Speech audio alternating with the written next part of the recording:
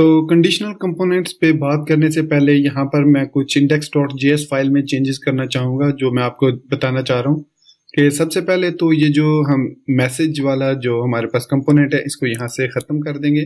और अमूमन ये किया जाता है कि जो आपका index.js फाइल है उसके अंदर आप सिंपल एक कंपोनेंट को ही ऐड करेंगे जो आपकी ऐप होगी। इसीलिए जब हमने स्केलेटन क्रिएट किया था तो उसमें आपने देखा था कि app.js फाइल उसमें एक ही ऐड की गई थी और यहाँ पर मैं इसको ख़त्म कर देता हूँ। तो सिर्फ माई ऐप में हमने ये मैसेज जो है वो डिस्प्ले करवा दिया। इसको सेव करते हैं। अब आप सोच रहे होंगे कि ये जो मैसेज वाले जो है कंपोनेंट है इसको हम कहाँ पे डिस्प्ले कराएंगे। तो इसको हम माई ऐप डॉट JS में इंपोर्ट कर सकते हैं। यहाँ पर मैं इसको इंपोर्ट कर लेता हूँ और मैसेज नाम से फ्रॉम डॉट स्लैश मैसेज, और फिर इसको मैं यहाँ पर अब इस डिव के अंदर यहाँ पर रेंडर कर सकता हूँ।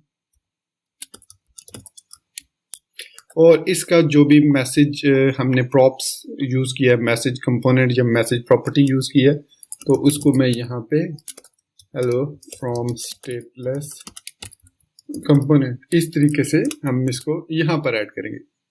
तो जब भी आप प्रोजेक्ट क्रिएट करेंगे इसके अंदर रिएक्ट CLI को यूज करते हुए, तो आप जहन में रखिएगा कि जो index.js है उस पर आपने सिंपल एक कंपोनेंट जो आपका मेन कंपोनेंट होगा उसको इंपोर्ट करना है और उसके बाद जितना भी काम है वो आपने उस मेन कंपोनेंट में करना है। सपोज अब हमारा जो myapp.js फाइल है ये मेन कंपोनेंट है, तो इसके अंदर अब हम रिटर्न करेंगे रेंडर मेथड के थ्रू तमाम दूसरे कंपोनेंट्स जो हम क्रिएट करेंगे। और इसके अलावा अगर हमें कोई सब कंपोनेंट भी क्रिएट करने हैं तो वो भी हम क्रिएट कर सकते हैं। तो मैसेज अब अगर मैं इसको सेव करके आउटपुट देखते हैं तो हमें आउटपुट में कोई चेंजेस नजर नहीं आएंगी, सेम आउटपुट हमें नजर आएगी, कोई डिफरेंस नजर नहीं आएगा रनिंग में।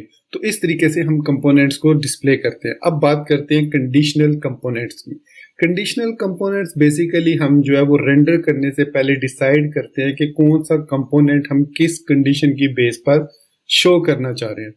तो यहाँ पर अब मेरे ज़हन में इस वक्त कोई सिंपल एग्जाम्पल तो नहीं है, लेकिन हम ये एक एग्जाम्पल ले लेते हैं लॉग इन और लॉग आउट फॉर्म की, कि जब यूजर लॉग्ड इन ट्रू होगा तो इट मीन उसको लॉग आउट का बटन नजर आना चाहिए, और अगर वो लॉग्ड इन नहीं है तो लॉग इन का बटन उसको नजर आना चाहिए।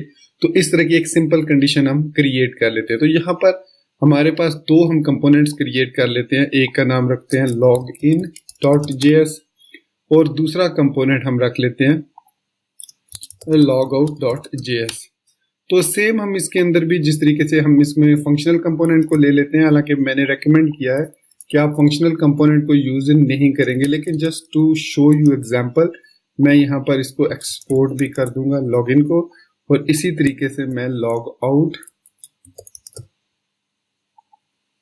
और यहाँ पर लॉग आउट, और यहाँ पर सिंपली हम बटन, अगर तो हमारे पास लॉग आउट का मतलब बटन डिस्प्ले करवाना चाहेगा, यूजर लॉग्ड इन ट्रू है तो ये लॉग आउट का बटन शो करेगा। तो यहाँ पर हम एक बटन लगा लेते हैं। सिंपली काम वो कुछ भी नहीं करेगा, सिर्फ हमने देखना है कि कंडीशनल कैसे हम कंपोनेंट्स को डिस्प्ले कंडीशंस की बेस पर कर सकते हैं।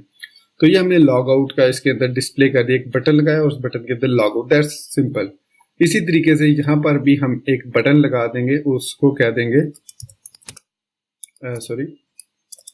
इसको बटन और लॉग इन कह देते हैं। तो ये हमारे पास दो बटन आ गए। अब इन दोनों बटन्स को मैं माई ऐप के अंदर इंपोर्ट कर लेता हूं। तो import login from dot slash login और इसी तरीके से import log out from dot slash log out. तो ये अब हमने दोनों कंपोनेंट्स को रेंडर कर लिया, और यहाँ पर हम एक प्रॉपर्टी ले लेते हैं। जिस तरीके से हमने मैसेज की प्रॉपर्टी ली है वो स्टेटस एक प्रॉपर्टी ले लेते हैं और उसको असाइन कर देते हैं ट्रू वैल्यू। तो बाय डिफॉल्ट ट्रू है, मतलब यूजर लॉग्ड इन है, तो इसका मतलब है अगर स्टेटस ट्रू होगा तो हमारे पास लॉग आउट वाला जो है फंक्शनल कंपोनेंट है वो डिस्प्ले होना चाहिए, अदरवाइज लॉग इन वाला अगर ये फॉल्स है। तो इसकी कंडीशन हमेशा आप रेंडर फंक्शन में लगाएंगे रिटर्न से पहले। तो यहाँ पर हम चेक लगा लेते हैं if this dot state dot status is equal to true. तो यहाँ पर अब हम एक वेरिएबल ले लेते हैं। सपोज मैं यहाँ पर एक वेरिएबल ले लेता हूँ, लोकल वेरिएबल लेट स्टेटस। तो ये हमने एक स्टेटस का वेरिएबल ले लिया और यहाँ पर मैं लिखूंगा status is equal to log out. तो मतलब स्टेटस अगर यूजर लॉग्ड इन है, ट्रू है स्टेटस, तो इसका मतलब है कि जो स्टेटस है हमारे पास जो वेरिएबल, उसमें लॉग आउट वाला जो भी कंपोनेंट है वो इस स्टेटस के अंदर आ जाएगा। इसके अलावा अगर हम एल्स लगा देते हैं, अगर ट्रू नहीं है तो डेफिनेटली फॉल्स है, तो हम स्टेटस को इक्वल कर देते हैं लॉगिन के। तो ये हमने इसको लॉगिन के कर दिया।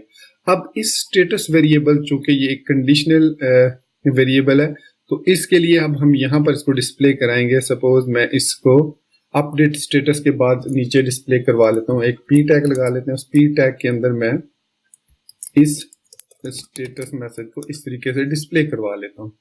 तो अब आप देखेंगे कि जैसे ही हमारा जो रेंडर होगा, ये कह रहा है कि element type is class for composite component but got object you like to forget export your component। I think कोई प्रॉब्लम हुई है login.js, और यहाँ पर ठीक है, उसको सेव करना मैं भूल गया था logout.js फाइल को, इस वजह से वो हमारे पास एरर आ रहा था। तो खैर मैंने इसको सेव किया। अब यहाँ पर हमारे पास देख सकते हैं कि लॉग आउट आ रहा है। अब अगर मैं यहाँ पर आता हूँ हमारी myapp.js में और स्टेटस को मैं कर देता हूँ फॉल्स, तो जैसे ही मैंने फॉल्स किया, तो अब यहाँ पर आप देख सकते हैं लॉगिन का बटन आ रहा है। तो दोस्तों इस तरीके से हम जो है वो कंडीशनल कंपोनेंट्स को कंडीशंस की बेस पर रेंडर मेथड से ऊपर उनको कंडीशंस देकर उनकी मदद से हम उनको डिस्प्ले करा सकते हैं, जिस कंपोनेंट को भी डिस्प्ले करवाना चाहेंगे। तो दोस्तों इस तरीके से हमने अपने इस अभी तक के ट्यूटोरियल में सीख लिया कि CLI क्या होती है, उसको कैसे किया जाता है, उसको इंस्टॉल कैसे किया जाता है, उसको यूज कैसे किया जाता है, उसमें कंपोनेंट्स कैसे क्रिएट किए जाते हैं, कंपोनेंट्स को डिफरेंट फाइल्स में कैसे क्रिएट किया जाता है, फिर उनको कैसे एक्सपोर्ट करके मेन फाइल में इंपोर्ट किया जाता है, फिर उन्हीं कंपोनेंट्स की प्रॉप्स को हमने यूज करना सीखा, फिर स्टेट को भी हमने देखा। अब इसके बाद अब हम एक छोटा सा डमी मिनी प्रोजेक्ट क्रिएट करेंगे। इसी एप्लीकेशन लॉजिक को यूज करते हुए मैं ये सारी फाइल्स रिमूव करूंगा और नई फाइल्स क्रिएट करूंगा। तो उन फाइल्स की मदद से हम एक छोटा सा प्रोजेक्ट क्रिएट करेंगे टू डू टास्क का, जिसमें हमारे पास एक फॉर्म होगा। उस फॉर्म में हम जो भी टेक्स्ट ऐड करेंगे उसको हम ऐड कर सकते हैं और उसके बाद उसको लिस्ट में शो करेंगे। और मजे की जो बात, इंटरेस्टिंग बात होगी, उसको हम एक जेसन फाइल में सेव करेंगे यूजिंग अनदर पैकेज, क्योंकि यहाँ पर मैं अलग से API बनाने तो नहीं जा रहा, लेकिन आप उसी लॉजिक को देखते हुए किसी भी लैंग्वेज में, चाहे PHP हो, चाहे रूबी ऑन रेल हो, चाहे पाइथन हो, या कोई भी वेब सर्विसेज लैंग्वेज हो, उनकी मदद से, .NET की मदद से आप APIs बनाकर उसको रिप्लेस कर सकते हैं आसानी के साथ उस पैकेज के साथ। तो उस पैकेज को हम इंस्टॉल करेंगे और उसी को यूज करेंगे और एक मिनी प्रोजेक्ट क्रिएट करेंगे टू डू टास्क का, जिसमें हम उनको बकायदा एक जेसन फाइल में सेव भी करेंगे, रिट्रीव भी करेंगे, एडिट भी करेंगे और डिलीट भी करेंगे। तो दोस्तों मिलते हैं उस मिनी प्रोजेक्ट में।